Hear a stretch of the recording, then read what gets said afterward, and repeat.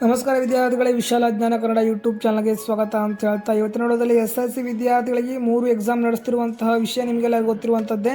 2024 SSLC ವಿದ್ಯಾರ್ಥಿಗಳಿಗೆ 3 exam ಇರೋದ್ರಿಂದ ಅವರಿಗೆ ಓದುತ್ತಿರುವಂತಹ ಪದ್ಧತಿಯನ್ನು ಬದಲಾವಣೆ ಮಾಡಬೇಕಾ, ಏನು ಮಾಡಬೇಕಂತ ಗೊಂದಲದಲ್ಲಿರುವಂಥದ್ದು. ಅಂದರೆ ಯಾವ ರೀತಿಯಾಗಿ ಓದಿದರೆ ಹೆಚ್ಚಿನ ಮಾರ್ಕ್ಸನ್ನು ಗಳಿಸಬಹುದು, ಯಾವ ರೀತಿಯಾಗಿ ಪ್ರಿಪ್ರೇಷನ್ನ ಮಾಡ್ಕೊಳ್ಬೇಕು ಅಂತ ಒಂದು ತಿಳುವಳಿಕೆ ಇಲ್ಲದಿರುವಂಥದ್ದು. ಸೊ ವಿದ್ಯಾರ್ಥಿಗಳೇ ಇದನ್ನು ತಿಳಿಸ್ಕೊಡ್ತಾ ಬರ್ತಾನೆ. ಕೊಡ್ತಿರುವಂಥದ್ದು 2 ಅಥವಾ 3 ಟಿಪ್ ಆದರೂ ಅದು ಬಹಳ ಮುಖ್ಯವಾಗಿರುತ್ತೆ ಅಂತಲೇ ಹೇಳ್ಬೋದು. ಸೊ ಮೊದಲನೇ ಬಾರಿ ವಿಸಿಟ್ ಮಾಡ್ತಿರುವಂತಹ ಎಲ್ಲ ವಿದ್ಯಾರ್ಥಿ ತಪ್ಪದೆ ಸಬ್ಸ್ಕ್ರೈಬ್ ಮಾಡ್ಕೊಳ್ಳಿ ಅಂತ ಹೇಳ್ತಾ ವಿಡಿಯೋ ಶುರು ಮಾಡೋಣ ಬನ್ನಿ. ಸೊ ವಿದ್ಯಾರ್ಥಿಗಳೇ, ಮೊದಲನೇದಾಗಿ ನೀವು 5 ಗಂಟೆಗೆ ಹೇಳುವುದನ್ನು ಬಿಡಬೇಕು. ಹೌದು, ಸಾಕಷ್ಟು ವಿದ್ಯಾರ್ಥಿಗಳ ಪೋಷಕರಾಗಲಿ 5 ಗಂಟೆಗೆ ಎದ್ದು ಓದಿದ್ರೆ ಹೆಚ್ಚಿನದಾಗಿ ತಲೆಗೆ ಹೋಗುತ್ತೆ. ಅವರಿಗೆ ಸಾಕಷ್ಟು ವಿದ್ಯಾರ್ಥಿಗಳು ಪೋಷಕರು ಒಂದು ಬ್ರಾಹ್ಮಿ ಮುಹೂರ್ತದಲ್ಲಿ ಅಂತಂದರೆ 3 ಗಂಟೆ ಸಮಯದಲ್ಲಿ, ಬೆಳಗಿನ ಜಾವ 3 ಗಂಟೆ ಸಮಯದಲ್ಲಿ ಎದ್ದು ಅವರಿಗೆ ಒಂದು ಪುಸ್ತಕವನ್ನು ನೀಡ್ತಾರೆ. ಸೊ ವಿದ್ಯಾರ್ಥಿಗಳೇ, ನೀವು ಇದನ್ನು ಮನದಲ್ಲಿ ಒಂದು ಇಟ್ಕೊಂಡು ಬಿಡಿ. ಯಾವ ರೀತಿ ಅಂತಂದರೆ, ನಿಮಗೆ ಒಂದು ಓದಬೇಕಂತಹ ಮನಸ್ಸಿದ್ದರೆ ಮಾತ್ರ ನೀವು ಓದುತ್ತಿರುವಂತಹ ಅಭ್ಯಾಸವಾಗಲಿ ಏನೇ ಆಗಿಲ್ಲ ನಿಮಗೆ ಮನದಟ್ಟಾಗುತ್ತೆ. ಅಂದರೆ ಕಾನ್ಸಂಟ್ರೇಷನ್ ಮಾಡಿ ನಿಮ್ಮ ಬ್ರೈನಲ್ಲಿರುತ್ತೆ.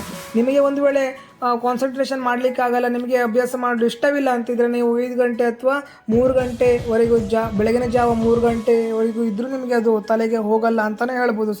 ಸೊ ಆದ್ದರಿಂದ ಈ ಒಂದು ಮೈಂಡ್ ಸೆಟ್ಟನ್ನು ನೀವು ಮೊದಲಿಗೆ ತೆಗೆದು ಹಾಕಿ, ಬ್ರಾಹ್ಮಿ ಮುಹೂರ್ತದಲ್ಲಿ ಎದ್ದು ಓದ್ಬೋದು, ಈ ಮುಹೂರ್ತದಲ್ಲಿ ಇದ್ದು ಓದ್ಬೋದು ಅಂತ. ಸೊ ಅದನ್ನು ತೆಗೆದುಹಾಕಿ ಅಂತ ಹೇಳ್ತಾ, ನೆಕ್ಸ್ಟ್ ಟಿಪ್ ಏನಪ್ಪ ಅಂತಂದರೆ, ನೀವು ಒಂದು ಟೈಮ್ ಟೇಬಲನ್ನು ರೆಡಿ ಮಾಡ್ಕೊಳ್ಬೇಕಾಗುತ್ತೆ. ಯಾವ ಒಂದು ಸಮಯದಲ್ಲಿ ಓದಿ ಹೆಚ್ಚಿನ ಒಂದು ಗಮನ ಇರುತ್ತೆ ಅಂತ. ಸೊ ಸದ್ಯಕ್ಕೆ 2 ಒಂದು ಟಿಪ್ಪನ್ನು ನೀಡ್ತಾ ಇದ್ದೇನೆ. ಮೊದಲನೇ ಟಿಪ್ ಅತಿ ಒಂದು ಒಳ್ಳೆಯ ಟಿಪ್ ಅಂತ ಹೇಳ್ಬೋದು, ಯಾವ ಸಮಯದಲ್ಲಿ ನೀವು ಎದ್ದು ಓದಬೇಕು ಅಂತ. ಸೊ ಅರ್ಥ ಕೊಳ್ತೇನೆ, ಹಾಗೂ ನಿಮ್ಮ ಒಂದು ಟೈಮ್ ಟೇಬಲ್ನ ಪ್ರಕಾರ ಒಂದು ಓದಿದರೆ ಒಂದು ಒಳ್ಳೆಯ ಮಾರ್ಕ್ಸನ್ನು ತೆಗೆದುಬೋದು ಅಂತ ಹೇಳ್ತೀವಿ. ಇವತ್ತಿನ ವಿಡಿಯೋನಲ್ಲಿ ಎಂಡ್ ಮಾಡ್ತೇನೆ.